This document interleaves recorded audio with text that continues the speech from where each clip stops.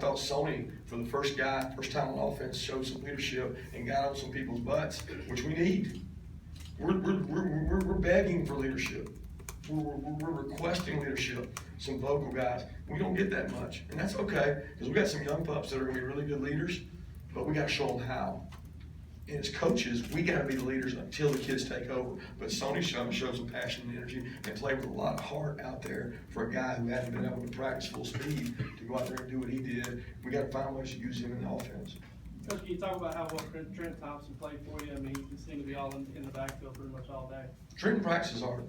You know, and one thing that's been evident to me is the guys who practice real hard, they usually play good. So we need more guys to do what Trenton's doing. Trenton's athletic. He's one of our more athletic big men. And that's the hardest thing to find, in recruiting, but to help against these kind of teams, you have a guy that can make a tackle in the backfield. We had a couple missed opportunities on sacks. You know, Zoe missed one that we should have had, and that was disappointing. But I thought that Trenton played really hard. And what we do. I hope he played with better technique, because that's what he was asked to do. But we'll watch the tape and see. Coach, were you on the headphones there at the end of the game? You're at the 7-yard line, you throw a pass there, obviously they pick it off. Second down. Yeah, and I'm just wondering, did you have any concerns about throwing the ball as opposed to just running right there and just Absolutely what happened? It was a safe call. We're behind the sticks, and we're trying to be aggressive and go score out there, get points. And it was a really, really safe pass that turned out wrong. Kid didn't make a good decision. He didn't throw the ball where he was supposed to, and ball gets batted, tipped, gets intercepted. So I don't have a problem with being aggressive and calling it that way. Kirby, can you do anything on the O-line, or is what can you do? Well, we can get better. That's the one thing we can do. We can't go change the guys out. We got no free agency. We got no cuts. So we have to take what we've got, and we've got to get those guys better. They've got to play better. And ultimately, I think that group has the most leadership on our team. Doesn't mean they have the most ability. They got the most leadership.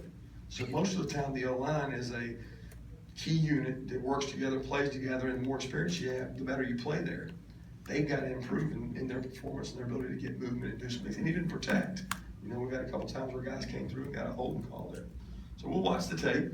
We'll coach the guys. That's what we're supposed to do, and try to get those guys better and play more efficiently. We obviously got some younger O-linemen, some other guys that we got to continue to develop and see if they can pass any of those other guys up. But right now, that's not the case. It's not the 6 guys that played, it's how they played.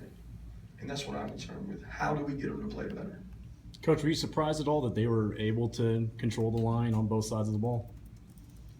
Yeah, I was surprised that they were able to control the line of scrimmage on the defensive line, with their defensive line. I wouldn't say they controlled the line of scrimmage with our defense, but I will say that they controlled it against our offense, and that was surprising.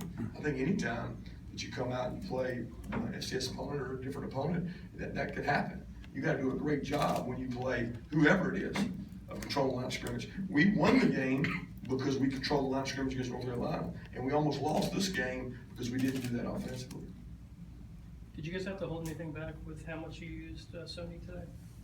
What do you mean? In terms of, did you want to limit his snaps given his first game back?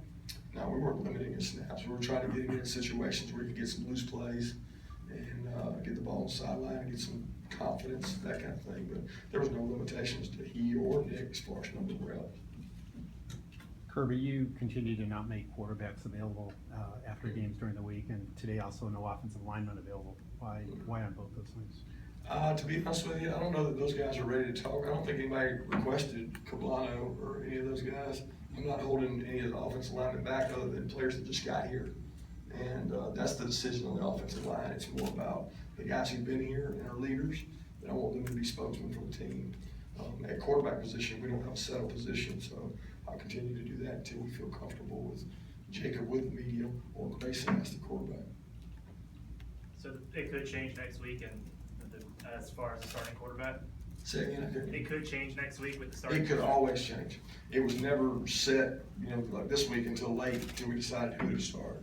So it's not going to be a set deal for us. We're going to look and see who performs well during the week, who executes, who gives us the best chance to be successful, and we have to make that decision as coaches.